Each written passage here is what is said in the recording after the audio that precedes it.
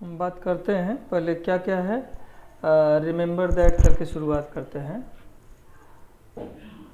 Are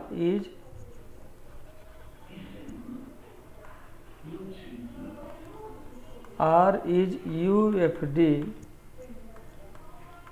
if यहाँ से ऐसे करें, an integral domain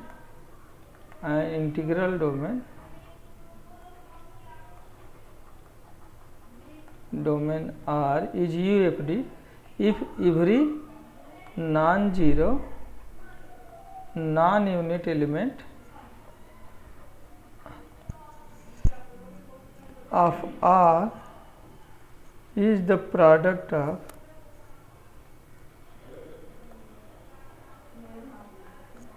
of finite number of irreducible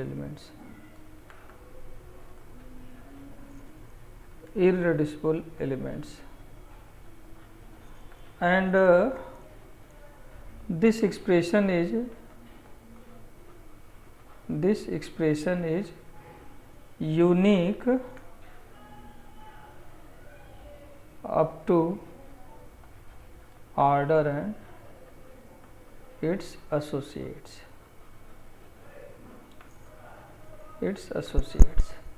दूसरी बात, हम लोगों ने कल गाउस लेमा डिस्कस किया था। गाउस लेमा क्या असर्ट करता है कि if R is UFD,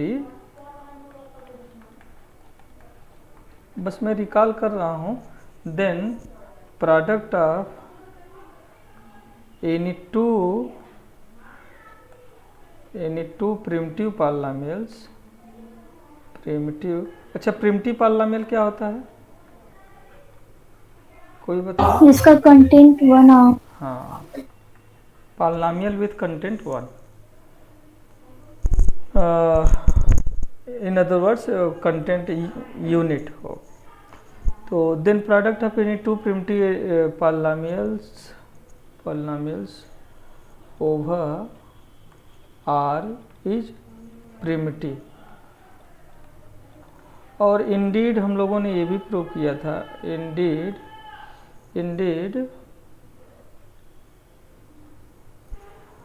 if fx gx primitive over R, जरूर लिखिए ओवर R।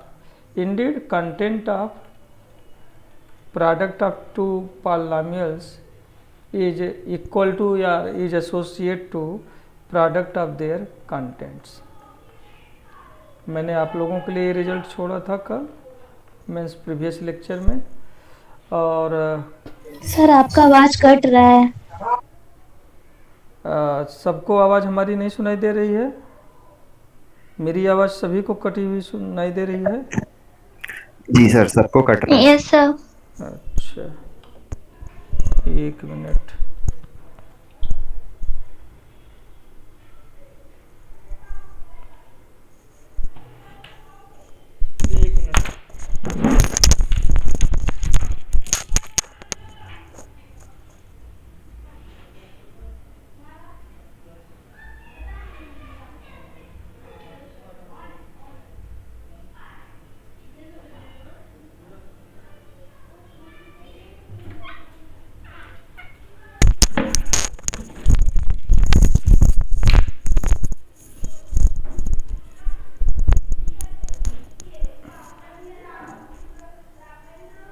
बस एक मिनट।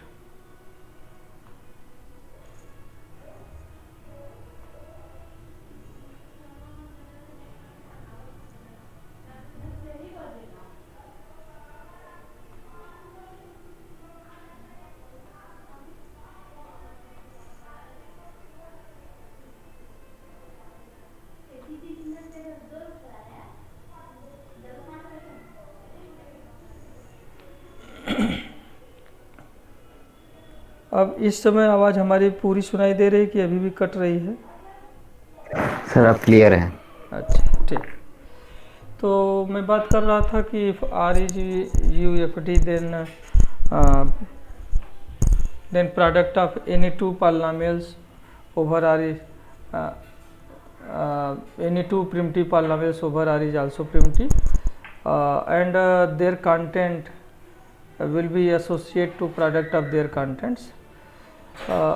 हम लोगों ने एक और रिजल्ट ऑब्जर्व किया था, इसको हम लोग यूज करेंगे। दो रिजल्ट्स मैं रिकॉल करना चाहूँगा। रिजल्ट 1, इफेक्ट्स हम लोग यूज करेंगे प्रूफ में। Result 1, if R is UFD then an element and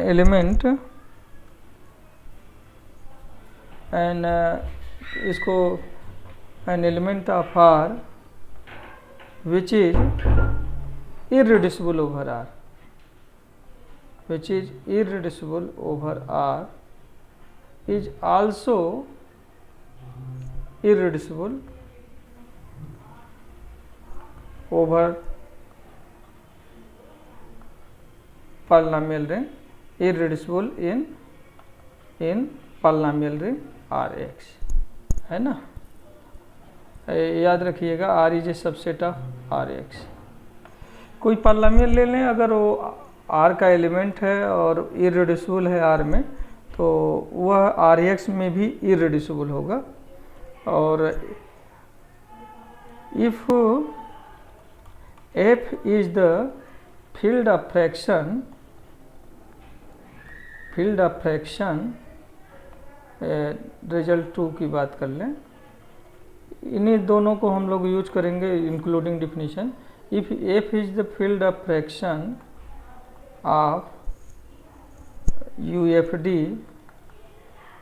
R and fx is a polynomial over R is irreducible, अगर यह जो है Rx में irreducible है तो क्या होगा बताइए। पिछले लेक्चर में प्रूव किया था हमने, अगर सर fx में भी रिड्यूसिबल होगा। हाँ, then fx is irreducible over its field of fraction in fx। पढ़ ले रहे हैं हमारी राइटिंग। तो हम गाउस थ्योरम पे आते हैं।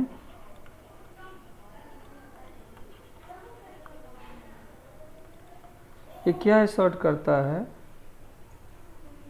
R is UFD if and only if Rx is UFD, है ना। R is UFD if and only if Rx is UFD। ये वाला पार्ट थोड़ा छोटा है, ये वाला हम पहले एज्यूम करते हैं। सपोज दैट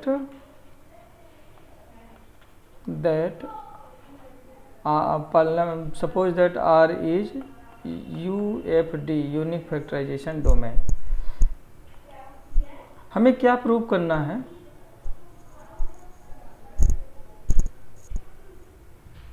क्लेम क्या है हमारा,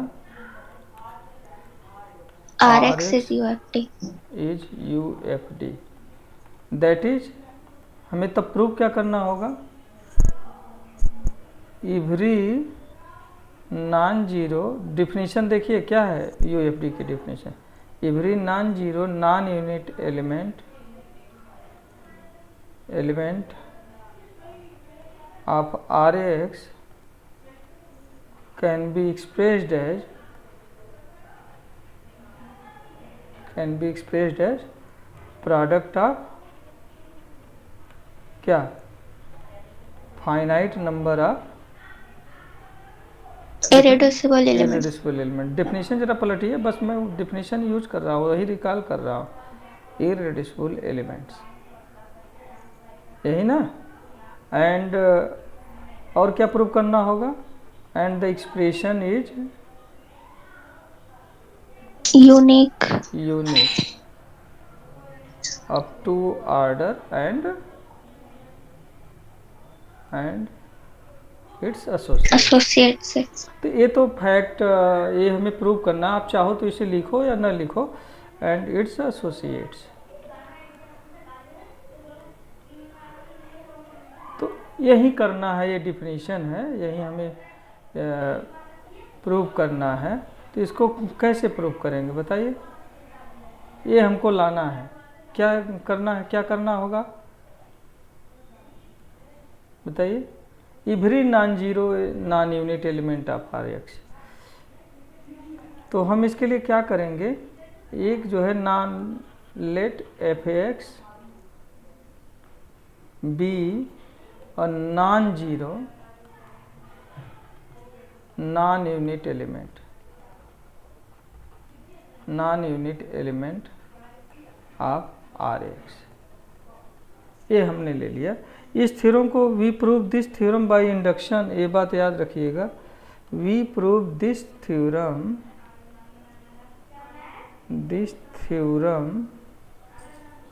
by induction on degree F X. हम इंडक्शन प्रिंसिपल यूज करके प्रूव करना चाहेंगे, second kind of induction principle use करेंगे। तो यहाँ पे देखिए F x non zero non unit element है, तो हम क्या प्रूव करना चाहेंगे बताइए? यूएफडी के लिए क्या प्रूव करना है? It can be expressed as product of finite number of irreducible element, है ना? तो इसको हम डिग्री पे यूज कर, इंडक्शन यूज करके प्रूव करना चाहते हैं। तो कैसे करेंगे, जस्ट सोचिए।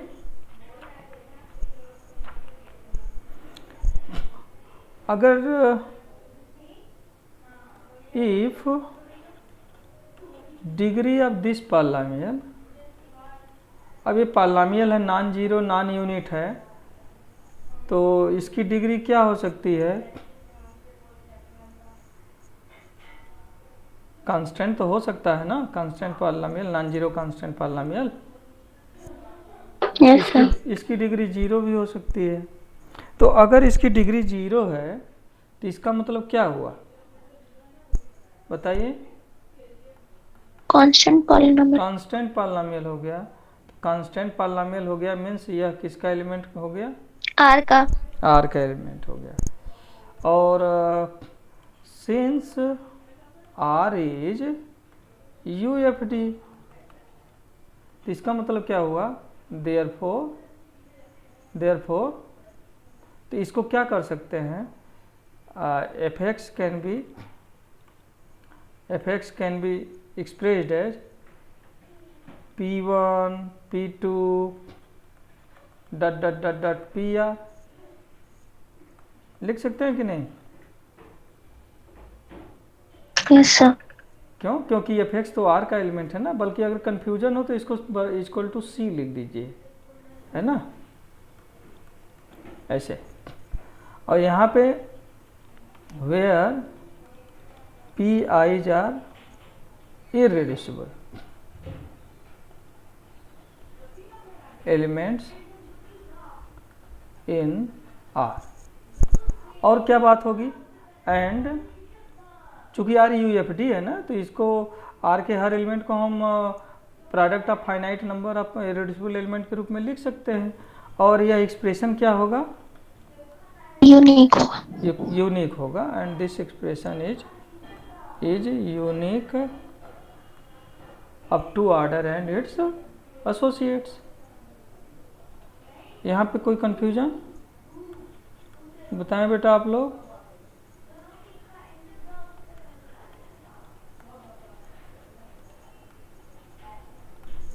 यहाँ पे कोई कंफ्यूजन किसी को? No sir. तो अब जरा सोचिए मैं क्या कहना चाह रहा हूँ। अभी मैंने एक रिजल्ट बताया था आप लोगों को, since P I belongs to R are इररेड्यूसिबल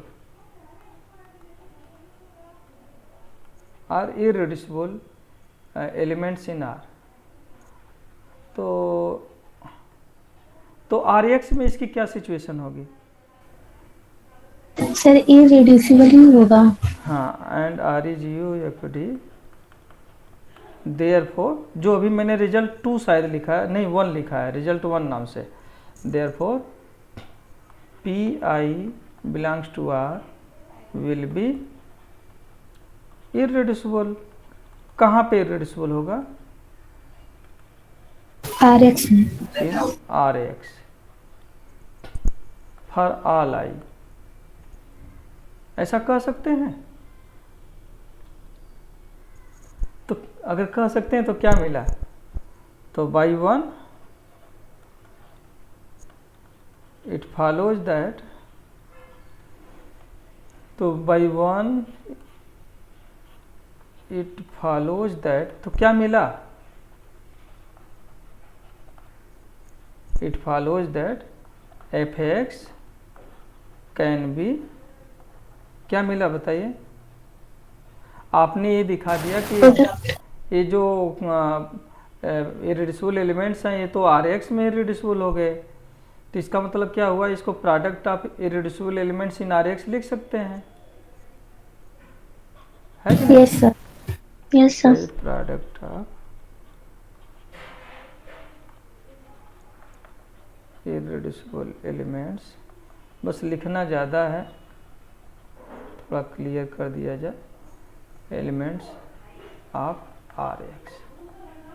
और दूसरा आप लोगों ने क्या प्रूव किया कि ये जो एक्सप्रेशन है, चूँकि पहले से ही कहा गया कि ये तो ऑलरेडी एक्सप्रेशन यूनिक है up to order and associate, तो इसका मतलब ये तो ऑटोमेटिकली फॉलो हो जाएगा एंड द एक्सप्रेशन, यहाँ पे तो एक्सप्रेशन पे तो कोई इफेक्ट पड़ेगा नहीं, ये तो पहले ही कहा गया कि ये एक्सप्रेशन यूनिक है। Expression is unique up to order and its associates. तो ये तो बात बन गई, इसका मतलब that is the result is true for F X, है ना? यही ना मिला? बोलिए। रिजल्ट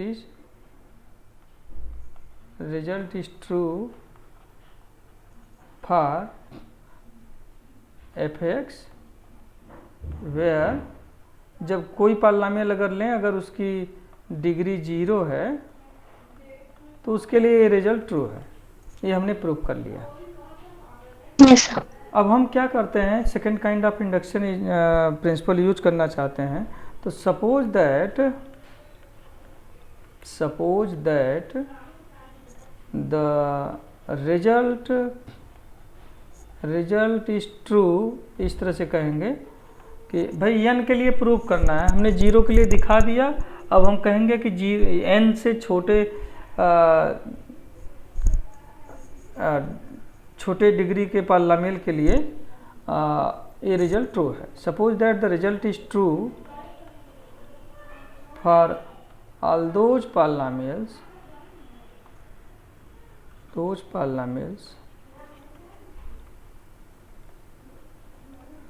whose degree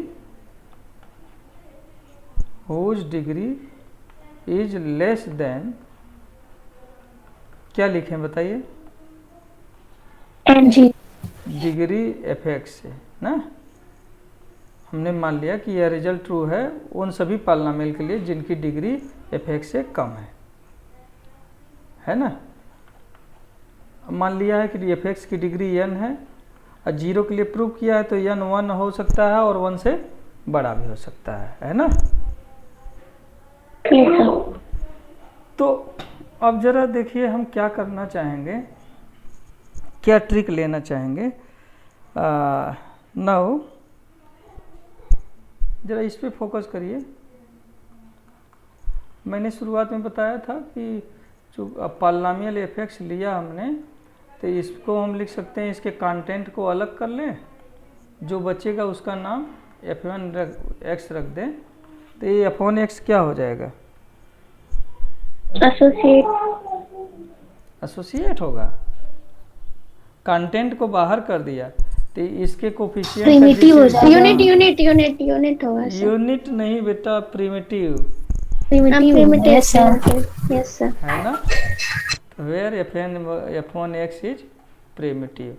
अच्छा ये बताइए, सिर्फ कोफिशिएंट को कॉमन किए हैं तो f1x की डिग्री और fx की डिग्री में क्या अंतर होगा, क्या रिलेशन होगा?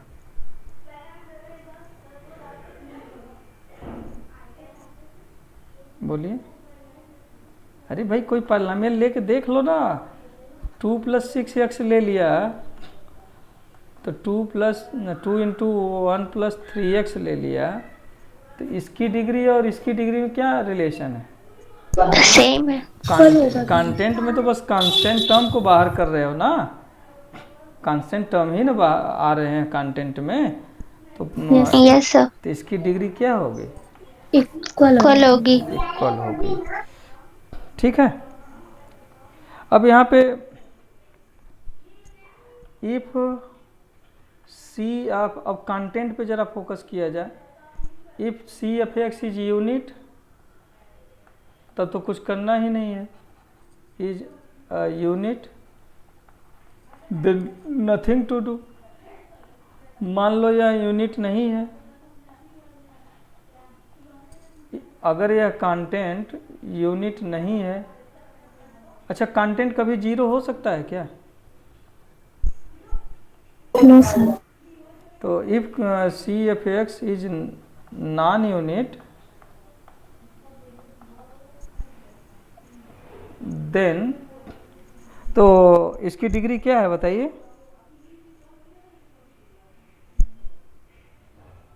कंटेंट तो कांस्टेंट होता है ना, डिग्री 0। हाँ, तो then c(f(x) can be expressed as, ये तो अभी हमने डिग्री 0 के लिए प्रूव करके दिखाया ही, can be expressed as product of irreducible elements in Rx। यहाँ तक एग्री हैं आप लोग? क्यों ऐसा हमने कैसे कह दिया? क्योंकि c(f(x) जो है ये कांस्टेंट होता है, तो और मतलब इसकी डिग्री क्या हो जाएगी? 0 हो जाएगी।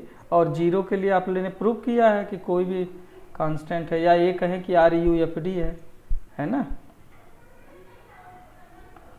RUFD, ये अभी जो हमने शुरुआत में बताया उसी से फॉलो हो रहा है, तो ये इसका एसर्शन है। तो इसका मतलब क्या हुआ? अब c(f(x) तो अगर यूनिट है तो कोई बात नहीं, अगर यूनिट नहीं है तो इसको तो हम एक्सप्रेस कर ही सकते हैं Rx में। तो बचा क्या? हमें f(x) को एक्सप्रेस करना है, इसको हम एक्सप्रेस कर ले रहे हैं, तो बचा कौन सा? इसको प्रूव करना है ना। तो वी क्लेम दैट, हम कहना क्या चाह रहे हैं, f(1x) कैन बी एक्सप्रेस्ड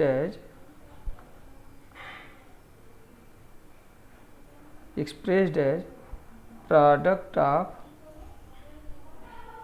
हमें कहना चाहते हैं कि f(1x) को हम प्रोडक्ट ऑफ इरेड्यूसिबल एलिमेंट्स के रूप में लिख सकते हैं, product of irreducible elements in Rx, ये हमें कहना है। अब इसको कैसे प्रूव करें? देखिए, दो पॉसिबिलिटी हो सकती है। अगर f(1x) इरेड्यूसिबल हुआ तब तो कुछ करना होगा, यह तो ट्रिवियली जो है ट्रू हो गया। इफ f(1x) इरेड्यूसिबल, मेरी आवाज़ सुनाई दे रही है? Yes sir. Yes sir. Nothing to do. तो ये लैंग्वेज समझ में आया? यह खुद अपने आप में सिंगल एलिमेंट है ना, जब दो रहते तो हम उसके प्रोडक्ट की बात करते हैं, ऐसे केस को हम कहते हैं ट्रिवियली ट्रू है ना। तो अगर इरेड्यूसिबल है तब तो कुछ करना ही नहीं है, इसलिए देखिए मैंने यूएफडी की डिफिनीशन में बताया है, every non zero non unit element is either irreducible और can be expressed as finite number of can be expressed as product of finite number of irreducible elements, है ना। डिफिनीशन पलटिएगा। तो इसी कन्फ्यूजन को दूर करने के लिए हमने दो पार्ट में उसको बांटा है। तो f1x अगर इररिड्यूसिबल हो गया तो कुछ करना ही नहीं है। तो अब एक अगर ये पॉसिबिलिटी नहीं है तो कौन सी पॉसिबिलिटी होगी? इररिड्यूसिबल वाले केस में तो कुछ नहीं करना है।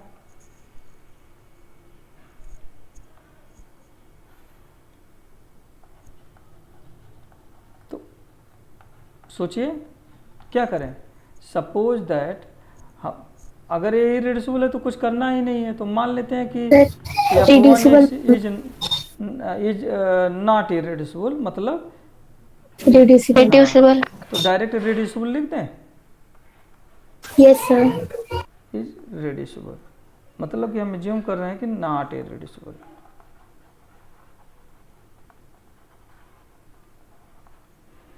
तो अच्छा, ये रिड्यूसिबल है तो क्या होगा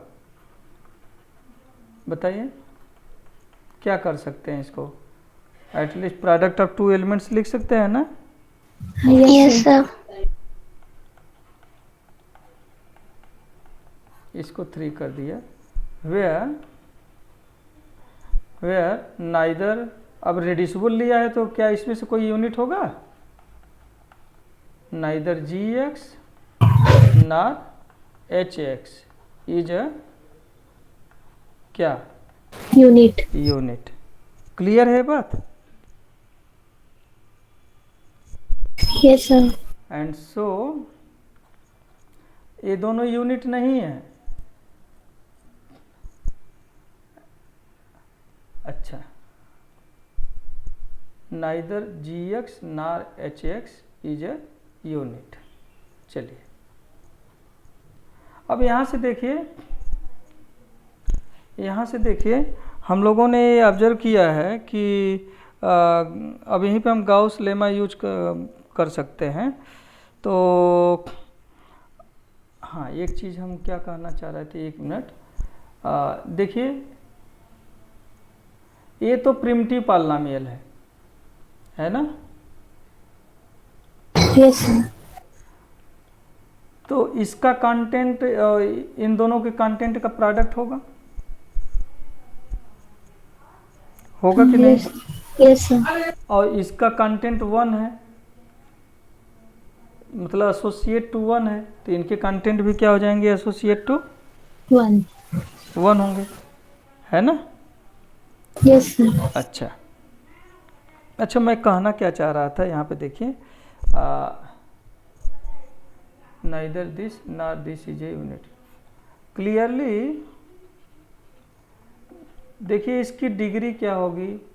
हमने रिड्यूसिबल लिया है तो जिसमें ना तो ये यूनिट है ना ये यूनिट है, तो इसकी डिग्री क्या होगी? पॉजिटिव होगी। और ज़रा सोचिए इन दोनों की डिग्री ऑफ f1x क्या होगा? डिग्री f1x क्या होगा? Degree gx plus degree h है ना, डिग्री hx। तो इन दोनों का सम n है, तो इसका मतलब और ये पॉजिटिव है, यूनिट नहीं है तो ये पॉजिटिव है, तो इसकी डिग्री जो है f1x से कम होगी कि नहीं? भाई ये और ये सम इसका f1x से दोनों पॉजिटिव हैं, तो ये दोनों क्या होंगे? f1 डिग्री f1 से छोटे होंगे कि नहीं होंगे? Yes sir. और डिग्री f1 क्या है?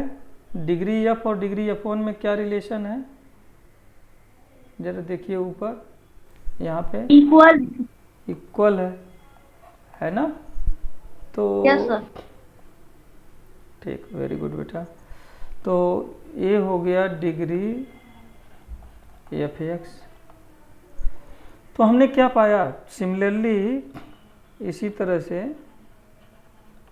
डिग्री ऑफ hx भी वो क्या होगा, less than degree F x होगा। तो आपके इंडक्शन हाइपोथेसिस से आपने एज्यूम किया है कि वे सभी पॉलिनोमियल्स जिनकी डिग्री एफ एक्स की डिग्री से कम है उनको हम प्रोडक्ट ऑफ इरेड्यूसिबल एलिमेंट के रूप में लिख सकते हैं। बोलिए। Yes sir. तो इसको भी इरेड्यूसिबल एलिमेंट के एच एक्स को भी इरेड्यूसिबल एलिमेंट के प्रोडक्ट के रूप में लिख सकते हैं। तो बाय इंडक्शन हाइपोथेसिस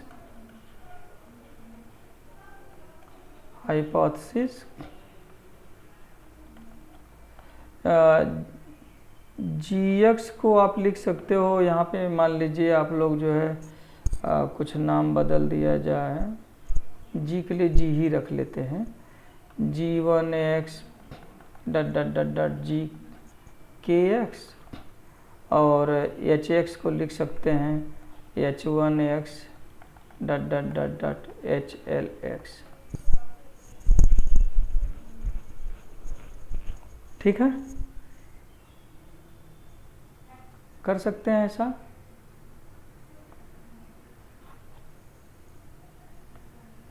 बोलिए। Where G I's and H J's are irreducible in R X. कर सकते हैं। Yes sir. तो हैंस अब एफ एक्स पे आइए। एफ एक्स को आपने सी एफ था इंटू एफ वन एक्स था, एफ वन एक्स था G X into H X, तो ये कितना हो गया, सी F into G one G two G K X और H one H two H L X, इतना लिख सकते हैं ना।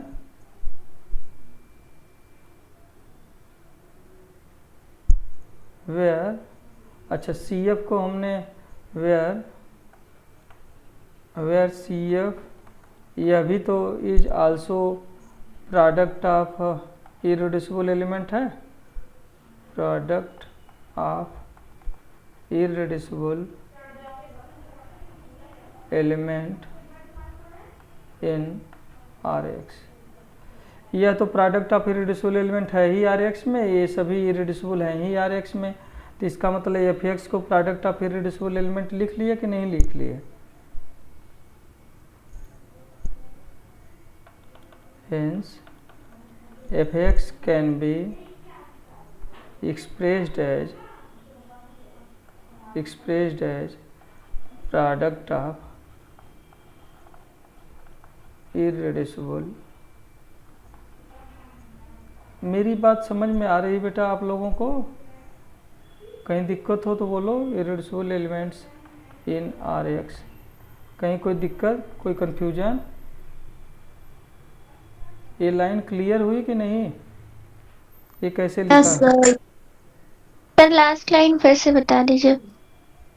अच्छा, ये जी एक्स एच एक्स को इंडक्शन प्रिंसिपल से इतना लिख सकते हैं? Yes sir. ये सभी इरेड्यूसिबल होंगे आर एक्स में इंडक्शन से? Yes sir. Yes sir. अब आप लोग आओ, आप लोग एफ एक्स क्या है जरा देखो, यहाँ पे कुछ नंबरिंग किए हैं शायद। एक इक्वेशन नंबर 3 को ध्यान रखो और एक इक्वेशन नंबर कहाँ गया, इक्वेशन नंबर 2। इक्वेशन नंबर 2 में f1 की वैल्यू रख दो। यस सर, प्रोडक्ट में लिख लेंगे सर। हाँ, 3 से f1, तो ये जी एक्स एच एक्स हो गया, और जी एक्स ये है ही जी वन जी के का प्रोडक्ट, और तो यही हमने जो है यहाँ पे बल्कि लिख लो आप लोग, यूजिंग 2 and 3 वी गेट, तो एफ एक्स इक्वल टू इतना हो गया। और इसको स्टार कह दो, इसको भी मेंशन कर लो, यूजिंग 2 3 एंड स्टार, कंप्लीट हो गया। अब बताओ कोई दिक्कत यहाँ पे? यहाँ तक ये लाइन क्लियर हुई? Yes sir. अब कंटेंट तो 0 डिग्री या तो कांस्टेंट होता है, तो 0 डिग्री का पॉलिनॉमियल है। इसको आप बता ही चुके हो कि ये product of irreducible elements in Rx है, और ये सभी इररेड्यूसिबल है ही। ये भी फाइनाइट है, ये भी फाइनाइट है, इसको भी फाइनाइट लिख सकते हैं। तो टोटल कुल जो मेंबर्स होंगे वो फाइनाइट होंगे कि नहीं? Yes sir. तो इसका मतलब क्या मिला? F X can be expressed as product of product of irreducible elements in Rx। अब हमारा क्लेम क्या है? क्लेम है यूनिकनेस का। Uniqueness, uniqueness. अभी हमने ये बताया, हालांकि हम डायरेक्ट यहाँ से भी कह सकते हैं, क्योंकि इंडक्शन से हमने मान लिया कि ये यूनिक है, ये एक्सप्रेशन यूनिक है up to order and associate, ये भी यूनिक है up to order and associate. तो और सी एफ भी यूनिक है up to order and associate, therefore it will be unique up to order and associate. एक तो डायरेक्ट ऐसे कह सकते हैं। दूसरा, अगर इंडिपेंडेंटली अगर हम प्रूव करना चाहें तो हम ऐसे कहेंगे, सपोज दैट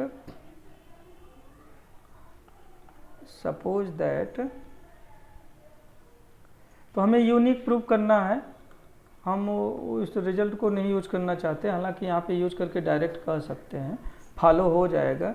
लेकिन मान लो नहीं उस तरह से करना चाहते हैं, तो P1 P2 डट डट डट कुछ सर्टेन जो है R के एलिमेंट होंगे। फिर उसके बाद जो है हमने मान लिया F1x F2x डट डट डट डट F, यहाँ पे R लिया है तो यहाँ पे S ले लें, क्योंकि ज़रूरी नहीं है कि जितने यहाँ फैक्टर हों उतने यहाँ भी फैक्टर हों। इसको हम 4 कह दें, और दूसरा मान लेते हैं कि यही जो है हम इसको लिख सकते हैं Q1 Q2 डट डट डट डट QL, और यहाँ पे लिख दें G1 G2, ये G1 मतलब G1x, क्या हुआ टाइप चाहिए, G1x G2x डट डट डट मान लीजिए यहाँ पे GMX।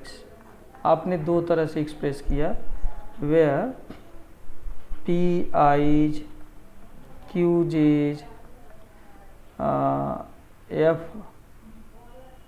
इसका कुछ नाम दें I J K कह दें, F K इज, और and G T is are irreducible. हमने मान लिया कि दो तरीके से इसको लिख सकते हैं, इररेड्यूसिबल एलिमेंट्स इन Rx। ठीक है, ऐसा हमने मान लिया। और ये जो इररेड्यूसिबल है, इसको देखिए, जो पॉलिनॉमियल वाला पार्ट है उसको अलग रख रहे हैं। तो इररेड्यूसिबल एलिमेंट्स इन Rx, आप इररेड्यूसिबल एलिमेंट्स इन Rx इसको सेपरेट करना चाह रहे थे, कैसे कर लें, वेयर दीज आर, यहाँ पे एक बार और ऐड कर लीजिए, दो लाइन में ब्रेक कर लीजिए, आर इररेड्यूसिबल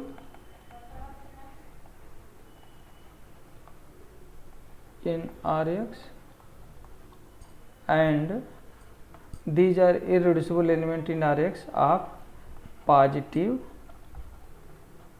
डिग्री। यहाँ पे ध्यान रखिएगा कि इसको हम अलग कर रहे हैं, तो इसका मतलब ये जो पॉलिनॉमियल्स हैं, यहाँ पे इसको हम प्रिमिटिव टर्म में ट्रीट करेंगे, है ना। जो कंटेंट वाले पार्ट हैं इनको हमने बाहर कर दिया है। Irreducible elements in Rx this positive degree, and यहीं पे मेंशन कर लें AFI इज, और क्या कहें, एंड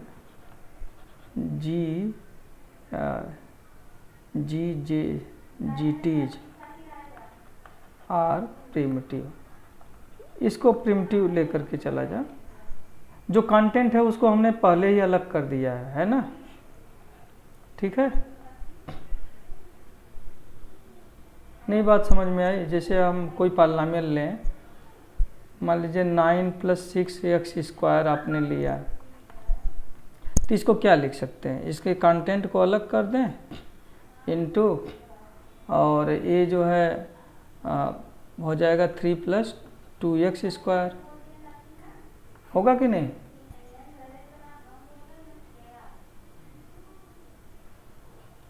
मेरी आवाज़ सुनाई दे रही है बेटा आप लोगों यस को? सर, यस सर, अब देखो यह क्या है, यह प्रिमिटिव है कि नहीं? Yes sir. अगर मान लो यह इरेड्यूसिबल नहीं है, रेड्यूसिबल है, तो यह 2 एलिमेंट का प्रोडक्ट होगा कम से कम। और ये सोचो कि यह तो प्रिमिटिव है, तो ये भी क्या हो जाएंगे? प्रिमिटिव होंगे कि Primitive। नहीं? प्रिमिटिव होंगे ना। तो इसीलिए इसी फैक्ट से हमने क्या किया कि हमने माना कि 2 तरीके से इस प्रोडक्ट को लिख रहे हैं। 1 मिनट,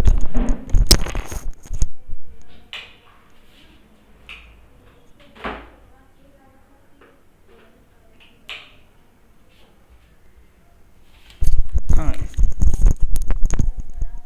मैं बात कर रहा था कि इसी को ध्यान में रखते हुए हमने क्या किया, जो कॉमन पार्ट है उसको बाहर कर दिया, कंटेंट वाला पार्ट, बाकी जो पार्ट बचा प्रिमिटिव वाला वो अलग कर दिया, है ना। ये प्रिमिटिव वाला पार्ट है, ठीक है। तो यहाँ पे देखिए क्या बात है, मैंने आप लोगों के लिए एक रिजल्ट छोड़ा था। अगर ये ऐसा है तो इसका कंटेंट दोनों तरफ का कंटेंट लें तो क्या मिलेगा? दिस शोज दैट, बोलिए, याद है किसी को रिजल्ट?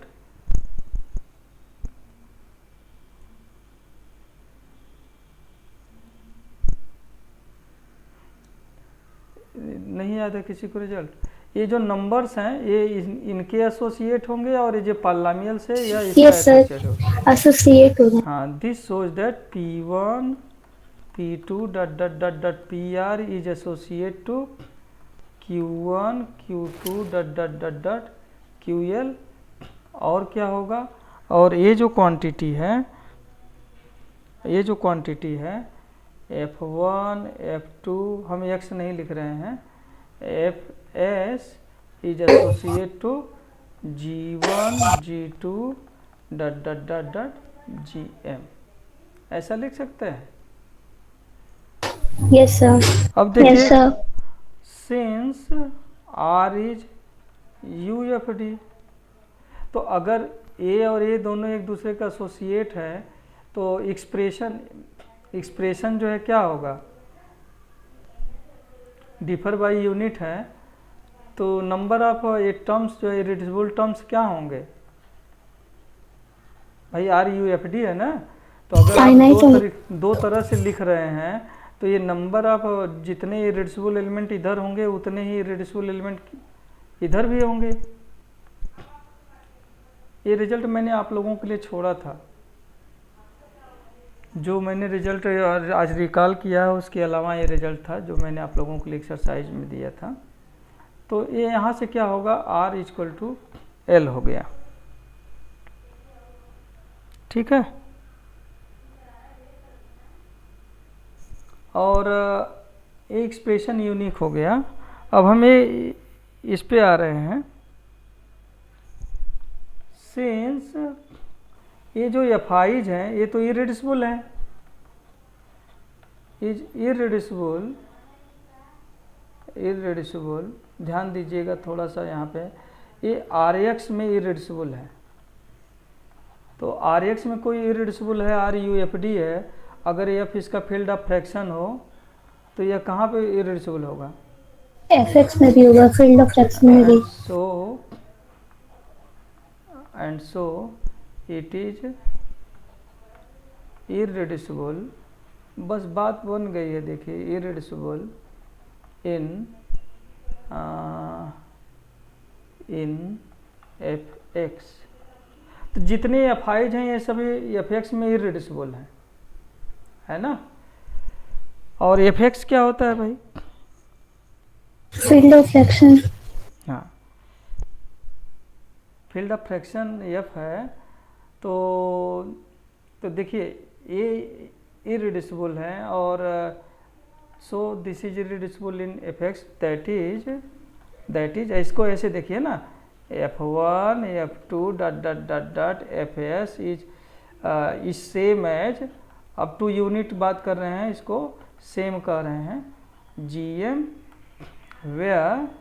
वेयर एफ आईज और ये जी जेज ये जितने G1 G2 GM हैं आर इरिड्यूसिबल हो गए, are irreducible in F X. तो देखिए ये जितने भी थे ये सब तो एफ एक्स में इरिड्यूसिबल हो गए, तो इसी को हम एफ एक्स में देख सकते हैं। लेकिन एफ एक्स क्या है, मैंने आप लोगों को बताया था एफ एक्स यूक्लिडियन डोमेन होता है, पीआईडी होता है, और हर पीआईडी यूनिक फैक्टराइजेशन डोमेन होता है। तो इसका मतलब एफ एक्स क्या हुआ, यूएफडी हो गया। तो यूएफडी हो गया एफ एक्स। तो इसमें हम जो दो तरीके से लिख रहे हैं, एक इस तरीके से, एक इस तरीके से, तो क्या होगा, एंड सो ये एक्सप्रेशन क्या होगा, unique up to order and associate. तो मतलब जितना इधर इरिड्यूसिबल होंगे, हाँ, and so S equal to M and F I's are associate to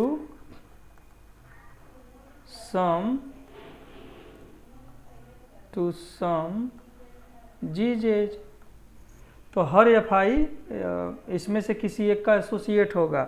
तो देखिए हमने क्या प्रूव किया, हमने ये प्रूव कर दिया, अगर आप शायद 3 4 लिए थे क्या, 4 5, तो हमने देखा कि आर एल के बराबर हो गया, एस एम के बराबर हो गया, और यह इसका एसोसिएट है, और ये इसका एसोसिएट है up to some arrangement.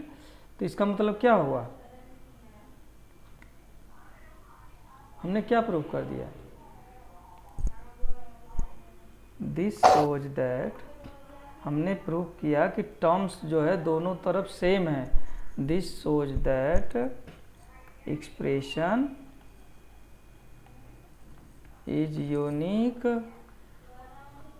Up to order and associates,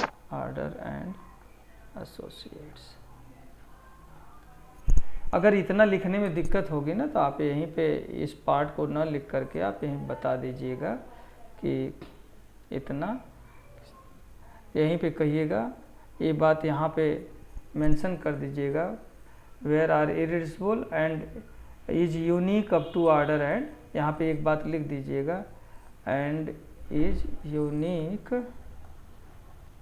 up to order and associates. ये जब जोड़ देंगे तो यहीं पे irreducible elements in R X, and यही बात कह के ख़त्म कर दीजिए, and is unique up to order and associates. यहाँ पे भी आप ख़त्म कर सकते हो, है ना। यूनिकनेस को साथ में लेकर के चलोगे तो ऑटोमेटिकली ये फॉलो हो जाएगा। तो ये जो पार्ट हमने दिया है, आप चाहो तो इसको स्किप कर सकते हो, बस इतना यहाँ पे ए ऐड कर दो और फिर लास्ट में ये लाइन ऐड कर दो, ठीक है। तो कुछ क्लियर हुआ। इसका कन्वर्स पार्ट ज़रा सा मैं बता दूं तेज़ी से।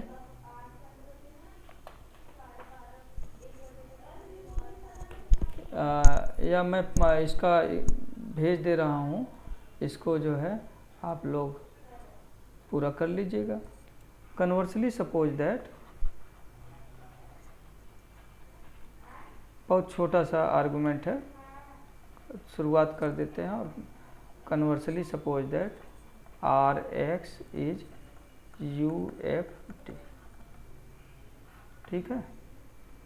तो क्लेम है हमारा R is U F D. इसको मैं एक्सरसाइज के रूप में छोड़ रहा हूँ आप लोगों को, इसका मैं आप लोगों को भेज दूंगा। तो प्रूफ कुछ समझ में आया?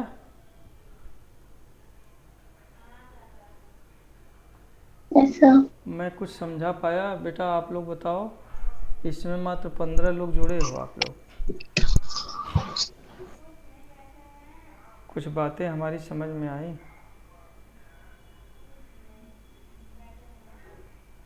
अच्छा, ये वीडियो कैसे क्लोज हो गया है?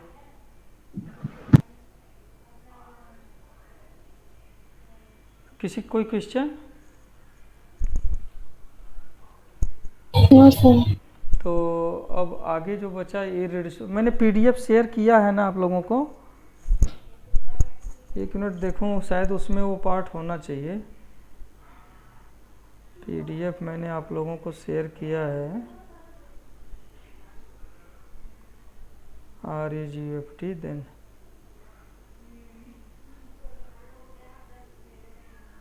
मैंने प्रूफ इसी से फॉलो किया है। देखिए लास्ट पेज है, theorem 7.1.7, if RX is UFD then R is also a UFD। तो बहुत आसान पार्ट है, बहुत ही आसान पार्ट है। ये इसलिए छोड़ रहे हैं थोड़ा सा आप लोगों को UFD की डिफिनीशन पता चल जाएगी, एक बार फिर से रिकॉल हो जाएगा, ठीक ना? ठीक है सर। अब सिर्फ बचा है इररिड्यूसिबिलिटी क्राइटेरिया, आप लोगों के कोर्स का लास्ट पार्ट जो है।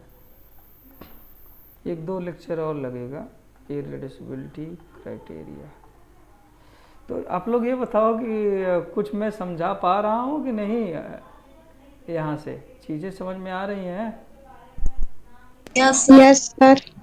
Yes sir. चलो ठीक है, तब इसी तरह से थोड़ा थोड़ा पढ़ते रहो आप लोग, बचा करके रहो।